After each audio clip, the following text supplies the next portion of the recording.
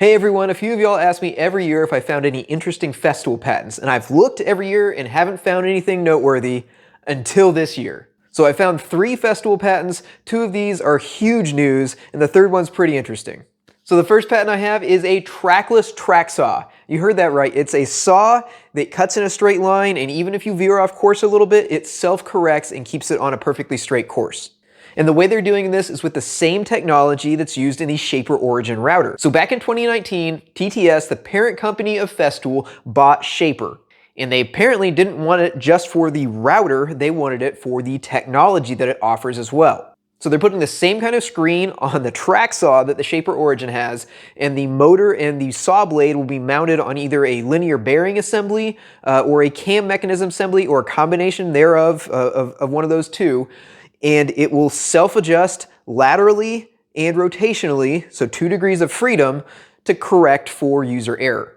So this is a really interesting concept and could really free up a lot of space in your work truck or work van, not having to carry around a big awkward track to make straight cuts. Now, setting up your reference line might be a little bit tricky, and they've got a couple different ways laid out in the patent to do that. The first one is the same type of tape that the Shaper uses to position itself on the workpiece. Another one is a marking tool, or maybe a square that has a prism or just an optically recognizable pattern on it, and setting up 2 reference cameras to triangulate the position of each end of the cut line.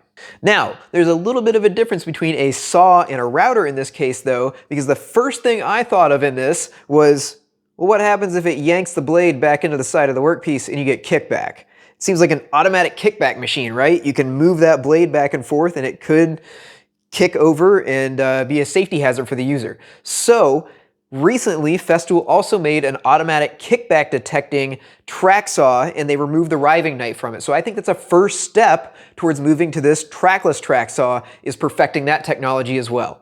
And one more thing you might notice in these patent drawings is they also have a miter saw with this same Shaper technology, and I'm not sure why you'd need it with that tool, but it's there in the patent. This next patent is for SawStop Technology in a miter saw. So back in 2017, TTS acquired SawStop, and back in 2019, they released a SawStop-equipped Festool table saw in Europe. So obviously, TTS is using these companies it acquires, it's taking their intellectual property and continuing to do R&D on these efforts, instead of just sitting back and selling the products. Now there's some unique challenges to equipping a sliding compound miter saw with SawStop technology. And that's because, if you think about it, whenever you start up a miter saw, that startup surge, changing the angular momentum of the motor, always kicks the blade upward, right? Well, if you stop it immediately, it does the opposite. It's going to kick the blade down with a normal sliding compound miter saw. And that's the last thing you want to do if you've just set it off by getting your fingers in under there.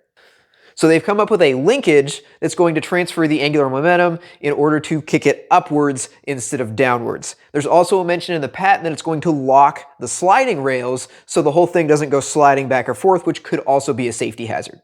So this next one is for a drill with a work light on it that adjusts to the length and depth of your drill bit. So for example, this Milwaukee drill has a light down here at the bottom that shines up. Well, there's an optimal length right about right here, where it lights up the workpiece the best. If I drill really far into the workpiece, or if I have a really long drill bit, it's not going to be aimed at the right spot. And Festool's solution for this, instead of putting a ring light up at the top like a lot of drills have, which is, I think, the best solution, is to actually have an actuated servo motor that moves the light back and forth to point it at the best spot that you're making contact on the wall. So I think that is a really over-engineered solution for this problem, but it's really interesting to see them innovating anyway.